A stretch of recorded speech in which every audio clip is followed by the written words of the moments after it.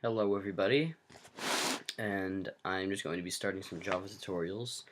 So I'm using NetBeans because Eclipse continually crashes on me, and I'm actually going to take my headphones out because my voice sounds really weird with these on, so give me a second, sorry. Okay, that's better. I can hear myself now. And so yeah, I'm just going to start some Java tutorials. So let's just create a new project here. And we're just going to go with Java application, don't have to change that. And name it, let's go, oops, sorry about that, hello world. And then, oh, I messed up dang it. There we go. Okay, yeah, sorry about that. And yeah, this is just basic program. We're just gonna make it print stuff. And that's just some of my projects. And so here, I usually just get rid of this stuff up here. What was that saying again? Yeah, because I've read it multiple times. Every time I see it every single time I open this, and I'm not working with anybody else on anything, so I don't need that stuff, like the owner thing there. And I get rid of this sometimes, but then it just brings it back, but I don't care about that. So first, we're going to be adding an import, so it's import java.util.scanner.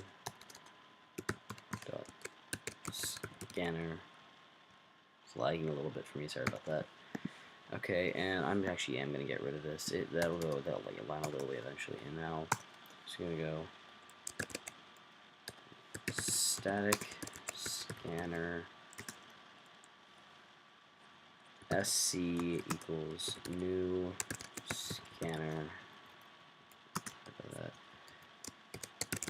system.in, and this is basically just like this is just basically like how you type stuff. So let's start off with some variables. So let's do, and for people who've done VB, usually we type it out like this: dim x as integer or double or string or something like that. In Java, you don't do that. You just type, like, for a double, you would just do double x like that. An integer, you don't type in integer. You just type in int x, and you do have to end every line with a semicolon. I forgot about that. Every line ends with a semicolon, and we'll get to the brackets when we get to if statements.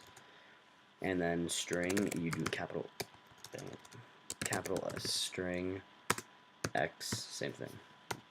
And you can also, just like VB, Visual Basic, you can do int x equal to 0 equal to 1, stuff like that. So first, let's see, let's do, and to like put something in the console, you do system. Well, you can do it to a system dot out dot print hello world. Now if you run it, this we don't need the scanner. We don't actually need for this. I'm going to continue this tutorial in this video, this one single first tutorial video, without moving on to a new file or a new project, I guess you could say, for a tutorial. So that's why the scanner and this are here, because we don't actually need these for this, but we're going to need them in a couple minutes. So I put them in there already. And you just run the project from here. And it's taking a while. And there you see, hello world, build successful, total time 0 seconds. That's all it does. Just exit that. Now we want to do some, let's get rid of that for now.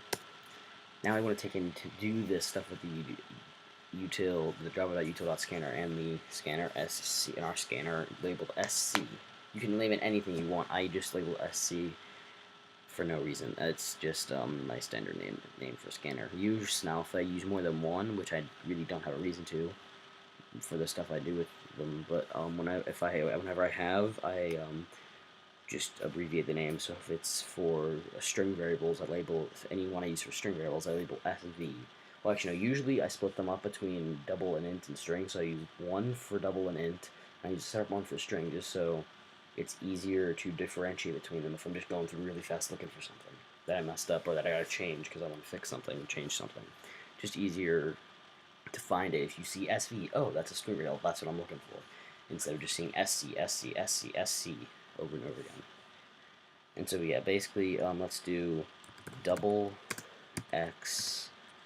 So right now we're not still not using these yet, but double x, and let's just do that for now, and then we're gonna do some if statements too. So just if, and unlike VB where you don't need parentheses unless you want, sometimes you only use parentheses in VB, sometimes only if you're trying to like put specific things in groups, I guess you could say, in an if statement. So you want to make sure things don't, like, it's kind of like order of operations in math, that kind of thing.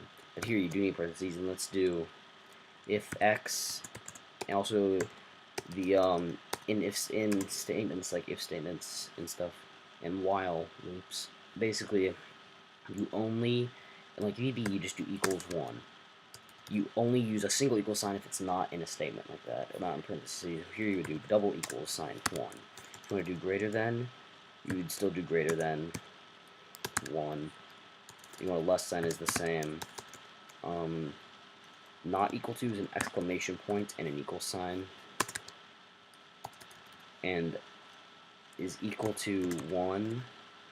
In VB, in Visual Basic, you would use like the ampersand, the and x is equal to 2. I actually messed up the naming protocol. I may have messed it up myself there. See? Now here you can do that or that. They do pretty much the same thing. That's and. For or, you press shift and then you press the backslash with backslash. So basically, backslash on a Mac, it's right under on a Mac, it's right underneath the delete key, next to the two brackets to the right of the two bracket keys, and on any other computer that I know of, PC, it is still to the right of the two bracket keys, and it's under the backspace key, which is in the same spot as the delete key on the Mac. So basically, you just press shift and you press the backslash key, and you get those lines there. That means or, like in VB where you just type or. This does not work. This does not work. So x is only equal one thing here. So there, and then instead of typing then, like VB, you just do shift and then you do the curly bracket like that and enter, and see, that's what it is basically. And you can see what's my error. Oh yeah, it's not equal to anything. So let's do equal to 1. And you can see here, because it's not an if statement, I only use one. I only use one equal sign because it's not an if statement. And so we'll do this again. System.out.println is hello world. And just for like some basic thing here, basically this system.out.println or system.out.print from earlier, those you would use you can use interchangeably sometimes not, depending on if you have any user input. User input, you would use user.out.print. If there is no user input for that, for what the computer would put out, you would use not user.out.print, system.out.print. For this, where there is no user input, I could use either, because I'm not going to be using user input, but preferably I would use .print line, because that would just make my life simpler. If I have a big, like a slew of code on a page, and I'm looking for something specific, it's easier to differentiate between something that has user input and that doesn't if you use the print line for something that doesn't.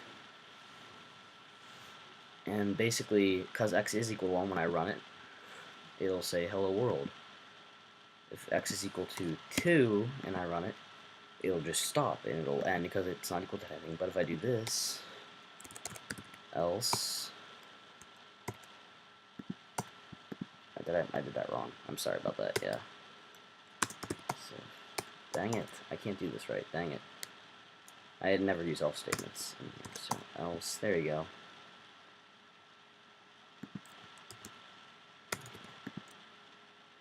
I'm gonna mess up this time. Okay, I never actually use else statements just because I don't like them. I prefer to just type out another if statement. And also, I don't do a lot of Java. I'm mainly Visual Basic, but I do Java. So not a lot. I don't do it a lot. So basically, I'm just going to go if x is equal to 2,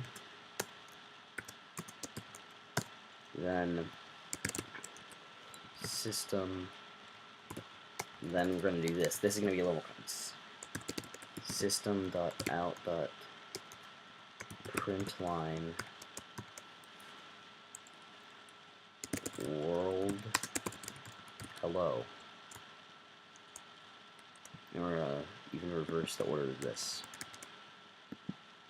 See here, x is equal to 2, world hello, but if x is equal to 1,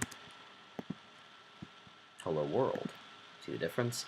Now here's where we're going to go into a little bit of more, we're going to use the scanner here. So basically you want to type in system.out.print. See here I'm using .print, not .print line, because this is basically how this is going to have user input. So what should x equal 1 or 2?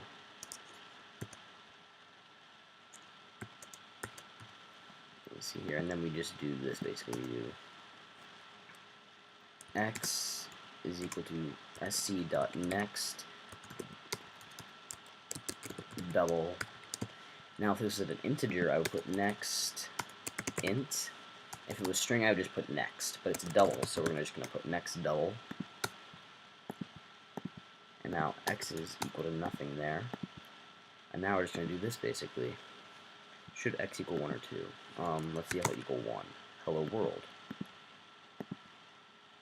Should x equal 1 or 2? Let's have it equal 2. World hello. See, there it goes. But now let's actually add a little something else here. Let's go change these to words and go system.out.print, and you see I change that to the other one to a print line also. X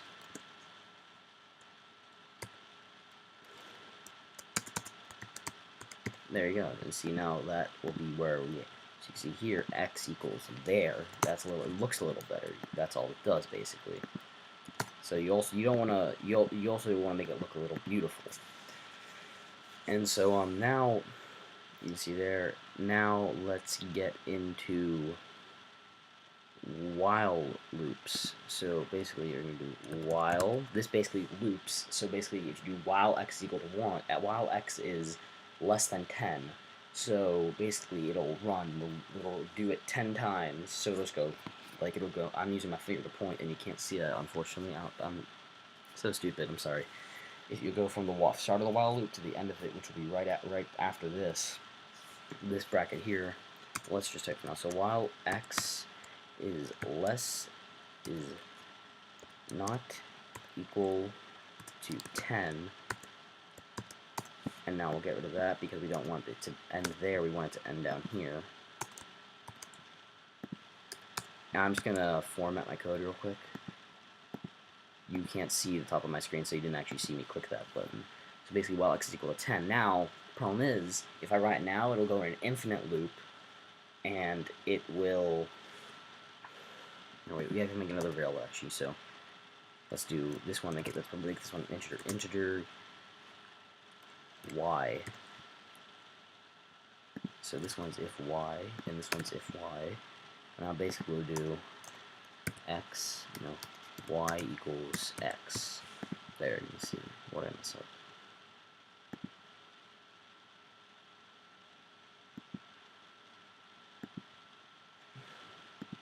Yeah, see, y equals, it does, I never use that, but it just did that because x is equal is a double.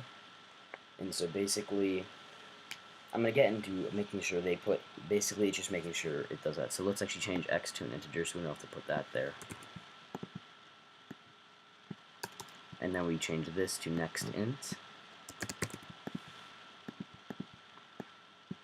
And that's basically it. And so now, while x is, so basically now y is equal to x, so the x value will transfer to the y value. And we don't need to do this, we could just make this here, we could just make this y here and not have this y equals x, but I just want to show you that too, so that's why I'm doing that. But you don't have to do that, you could just put like a y here and stuff like that, but I just want to like show you now, but from usually you would do it the other way. Should x equal 1 or 2? Let's go with 1. See, and it's I messed it up there. I actually didn't finish what I was doing before. I put it in an infinite loop because I forgot to make sure that this will eventually equal 10. Oh no, well x does not equal 10, so I'm going to make sure that x will eventually equal the number 10. So basically, I just got to do x equals x plus 1, and that just basically replaces x with itself. Wait, I forget. Yeah, okay. Should x equal, so let's go with 2. See, it only did it 10 times, it will print out world hello, but now if I do it and I make x equal to 1, it'll still do it 10 times, but it'll say hello world, because it's doing it until x is not equal to 10. So x here equals 1. So yeah, so x here equals, it also, at that value will also actually change the number of times it'll run. If I type in 1, it'll run it 9 times. Yeah, I think if I type in 2, 8 times.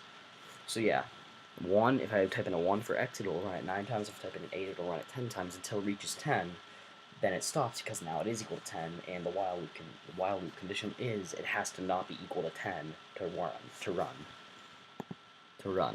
So yeah, that's basically it. And next tutorial, I'm going to still be using this program, and I'm just going to get into using string variables for 1 and 2 instead of numbers. So yeah, thanks for watching this tutorial, and I hope to see you again. Bye.